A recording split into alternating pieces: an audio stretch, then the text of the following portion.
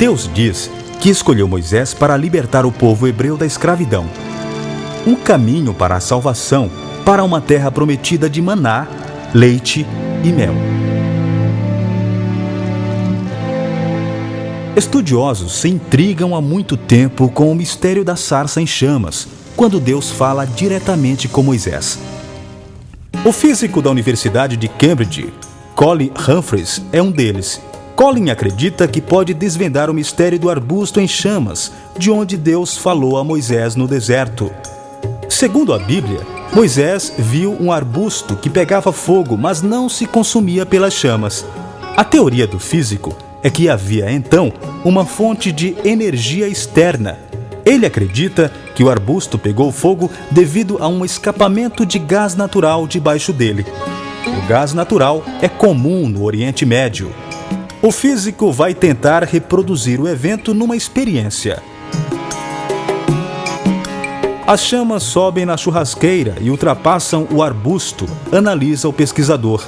No deserto, a vegetação mais comum são os arbustos de acácia. E nós sabemos que se você queima um deles, você obtém carvão. Ao invés de se desfazer, o carvão mantém sua forma. O físico explica que a transformação em carvão é gradativa e lenta. Apesar das chamas atingirem os galhos, eles não se desfazem rapidamente. Então, esse arbusto poderia ser perfeitamente o que Moisés viu no deserto. Quando se trata de milagres do Êxodo, as explicações não são fáceis. Talvez uma das mais temidas tarefas dos pesquisadores bíblicos seja encontrar as causas naturais para as pragas que castigaram o Egito. Este pesquisador conta que até seria possível explicar a história conforme a natureza. A sarça pode ter apresentado cores vivas por causa da estação do ano, ou estava muito seco e o arbusto teve uma combustão espontânea. Tudo isso é possível, mas o mais provável é que tenha sido uma manifestação de Deus, exatamente como a Bíblia diz. Deus abordou Moisés e deu a ele uma tarefa.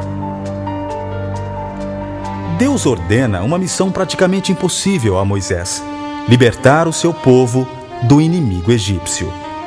Mas Moisés não tem certeza de ser apto para a missão. Ele sofre de obstrução da fala desde a infância e agora usa isso como argumento.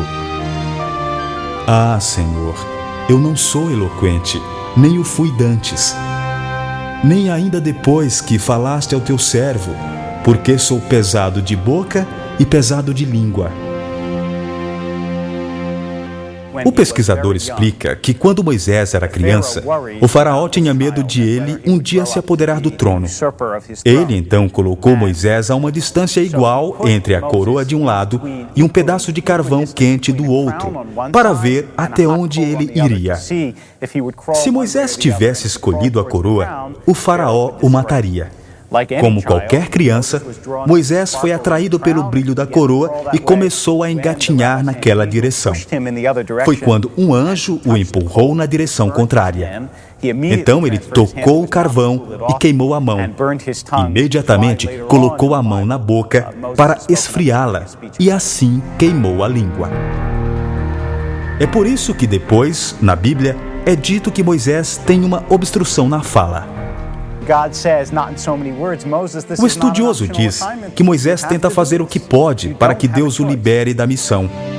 Mas Deus responde em poucas palavras: Moisés, isto não é uma tarefa opcional. Você tem que fazer isto. Você não tem escolha. Este outro pesquisador diz que naquele momento Moisés é visto como um simples pastor que não prestava muita atenção a Deus e é chamado para ser o salvador do povo de Deus.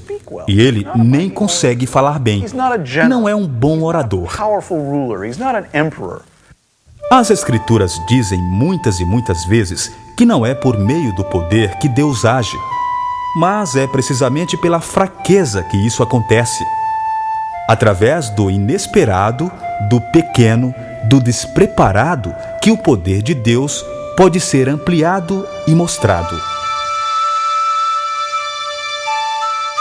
Levando a mensagem de Deus e acompanhado pelo seu irmão Ararão como seu porta-voz, Moisés retorna ao Egito para enfrentar o faraó. 40 anos depois de sair do Egito, Moisés atravessou o deserto para cumprir a missão de resgatar o povo da escravidão. Acompanhado pelo seu irmão Arão, Moisés exigiu que o faraó libertasse os escravos e deu uma prova do poder de Deus.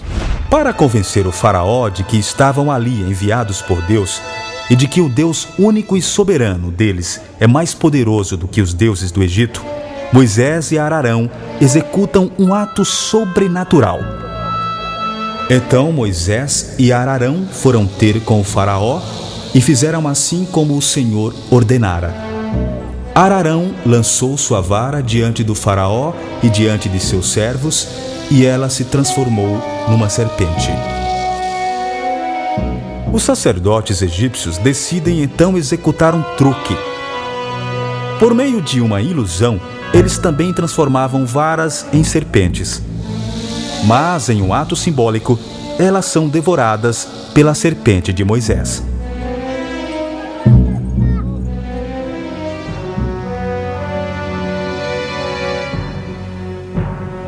A Bíblia quer mostrar que o Deus de Israel e seus profetas é mais poderoso, diz este estudioso.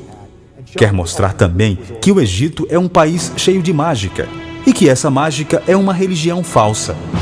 A única religião verdadeira é o monoteísmo.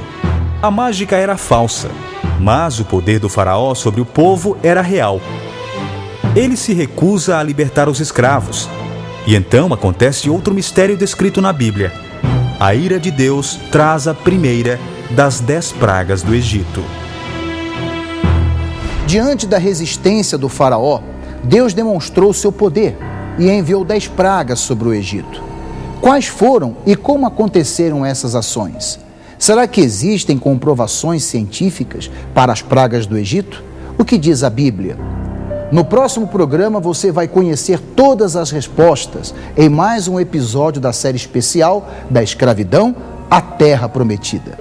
Veja agora uma história real de transformação de vida por meio da fé. Eu tive traumas de casar, de ter namorados, porque eu achava que se eu casasse, eu teria um casamento igual ao da minha mãe. Então todos os rapazes chegavam perto de mim, eu tinha medo, porque eu achava que eu ia sofrer e apanhar que nem minha mãe apanhava. E com isso, nesse meio tempo, eu conheci até um rapaz que ele era muito agitado e eu não sabia que ele era usuário de drogas. Me envolvi com ele, de repente eu descobri que ele era usuário e eu resolvi terminar o namoro. E com isso ele me deu uma surra no meio da rua, na época eu estava de bicicleta, ele quebrou a minha bicicleta inteiríssima.